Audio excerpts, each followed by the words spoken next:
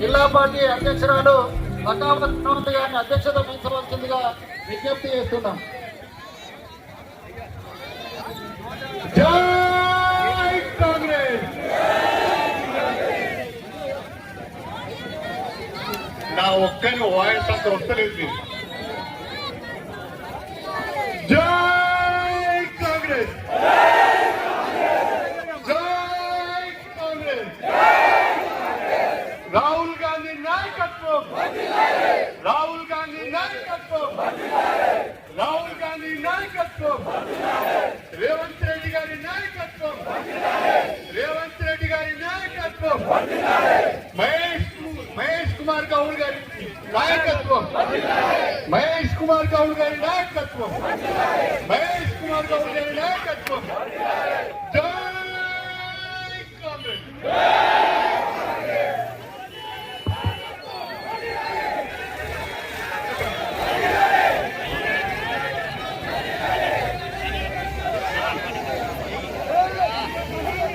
ఈరోజు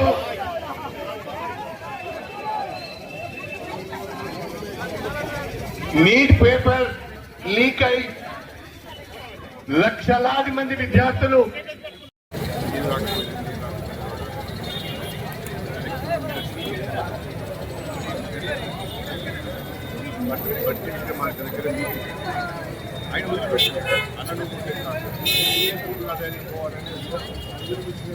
డైరెక్ట్ ప్రజాభవన్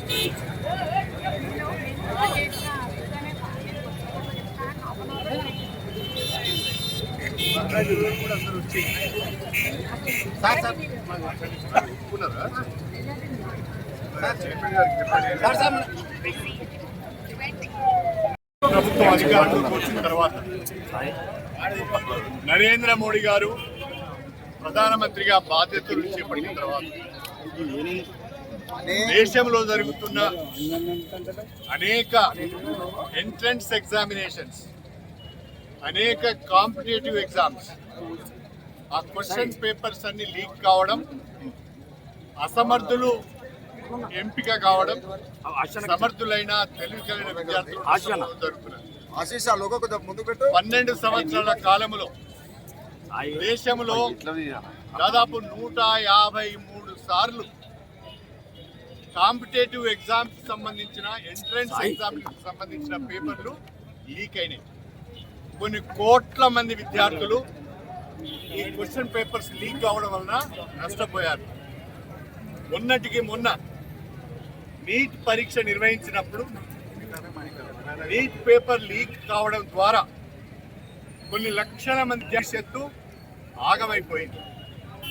ఎన్నో కళలతోని విద్యార్థులు కష్టపడి చదివి నీట్ ఎగ్జామ్ రాయాలి, డాక్టర్ కావాలి, నేను ప్రజలకు సేవ చేయాలనే పట్టుదలతో కష్టపడి చదివితే లక్షలాది రూపాయలు తల్లిదండ్రులు అక్కడ ఇక్కడ అప్పులు చేసి తీసుకువచ్చే పిల్లలకు కోచింగ్ ఇప్పిస్తే, చదివిపిస్తే చివరికి ఆ పేపర్ లీక్ అయి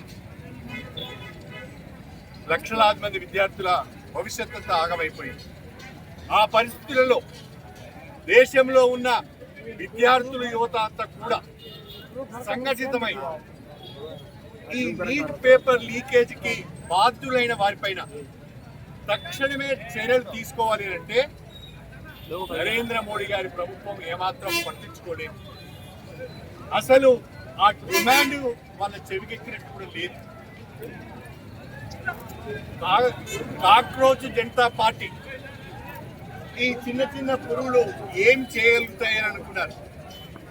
కానీ వాళ్ళ కాక్రోచ్ జనతా పార్టీ ఆధ్వర్యంలో దేశవ్యాప్తంగా ఉన్న లక్షలాది మంది విద్యార్థులు, లక్షలాది మంది యువత సంఘటితమై ఢిల్లీని ముట్టడిస్తే, పార్లమెంటును ముట్టడిస్తే వాళ్లకు సంఘీభావంగా 1000 ఏనుగుల బలాన్ని చేకూరుస్తూ రాహుల్ గాంధీ నోటికొస్తే గత్యంతరం లేని పరిస్థితుల్లో నరేంద్ర మోడీ గారు దిగి వచ్చి నేషనల్ టెస్టింగ్ ఏజెన్సీ NTA లో సంస్కరణలు తీసుకొస్తున్నాము, 47 మంది ఉద్యోగులను తొలగిస్తున్నాము, వాళ్ళపైన క్రిమినల్ కేసులు పెడతామని చెప్పి నిన్న మాట్లాడుతున్నాడు.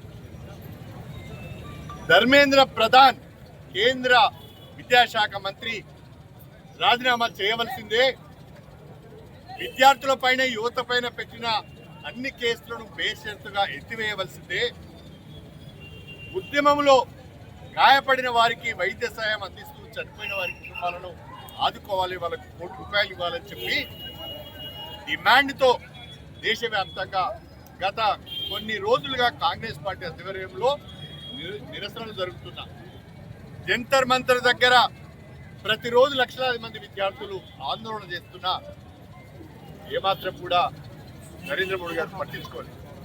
ఎప్పుడైతే కాంగ్రెస్ పార్టీ రంగప్రవేశం చేసిందో, ఎప్పుడైతే రాహుల్ గాంధీ గారు ప్రధానమంత్రి గారి ఇంటి ముట్టడిని చేసి బిడ్డా నువ్వు గనుక నిర్ణయం తీసుకోకపోతే, ధర్మేంద్ర ప్రధాన్తో రాజీనామా చేయించకపోతే పార్లమెంట్లోని సంగతి చూస్తామని చెప్పి గట్టిగా వార్నింగ్ ఇస్తే, అటు విద్యార్థులకు భయపడి ఇటు కాంగ్రెస్ పార్టీ నాయకుడైన రాహుల్ గాంధీకి భయపడి పార్లమెంటు నడిచే పరిస్థితి లేదు, బయట రోడ్ల పైన తిరిగే పరిస్థితి లేదు, ఢిల్లీ అంతటా కూడా దేశం నలుమూల నుంచి వచ్చిన విద్యార్థులే ఉన్నారు, ఎక్కడికి పోయే పరిస్థితి లేదు అని భావించి దిగి వచ్చి ఇప్పుడు ఈరోజు ధర్మేంద్ర ప్రధాన్తో రాజీనామా చేయించారు. ఇది కాంగ్రెస్ పార్టీ సాధించిన ఒక విజయం. ప్రజాస్వామ్యాన్ని కాపాడుకోవటానికి కాంగ్రెస్ పార్టీ సారథ్యంలో మనకు లభించిన విజయం. అదేవిధంగా దేశంలో ఉన్న విద్యార్థులు యువత సాధించిన విజయం. ఎంతటి నిరంకుశ పరిపాలన చేసే వాళ్ళైనా, ఎంతటి నియంతలైనా ఏదో ఒక రోజు ప్రజా ఆగ్రహానికి గురి కావాల్సి వస్తుంది, తల వంచవలసి వస్తుంది. అదే ఈరోజు జరిగింది. భారతీయ జనతా పార్టీ మాకు ఎదురు లేదు, నరేంద్ర మోడీ గారికి ఇంకా ఎదురు లేదు. 4వసారి ప్రధానమంత్రి అవుతాడని కాళ్ళు కన్న ప్రధానమంత్రికి భారతీయ జనతా పార్టీకి మామూలు దెబ్బ తగలలే. ప్రతి గ్రామంలో కూడా భారతీయ జనతా పార్టీ యొక్క వైఖరితో తెలిసిపోయింది. వీళ్ళు ఎంతసేపు ప్రజల అభివృద్ధిని పట్టించుకోరు, ప్రజల సంక్షేమాన్ని పట్టించుకోరు, కులాల మధ్యన చిచ్చు పెట్టి మత విద్వేషాలను రెచ్చగొట్టి దేవుని పేరు చెప్పుకొని ఆలయాల పేరు చెప్పుకొని రాజకీయం చేస్తున్నారు, ఓట్లు సంపాదించుకుంటున్నారు, దేశాన్ని ముక్కలు చెక్కలు చేసే ప్రమాదం ఉందని ప్రజలు భావించిన తరుణంలో ఈ ఉద్యమానికి ఇంత పెద్ద ఎత్తున మద్దతు లభించింది. రేపు ఎప్పుడైనా ఈ రకమైన అప్రజాస్వామిక పద్ధతులు అహంకారపూరితమైన ధోరణులను కనుక అవలంబిస్తే ఏ పాలకుడికైనా ఇదే గుణపాఠం లభిస్తుంది. పోయినసారి తెలంగాణ ఎన్నికల్లో కేసీఆర్ అహంకారానికి ప్రజలు గుణపాఠం చెప్పారు. ఇవాళ లోకసభలో నరేంద్ర మోడీ గారి పనితీరుకు, ఆయన ప్రవర్తనకు, ఆయన అహంకారానికి, ఆయన మత తత్వ విధానాలకు దేశ ప్రజలు గట్టి దెబ్బ కొట్టారు.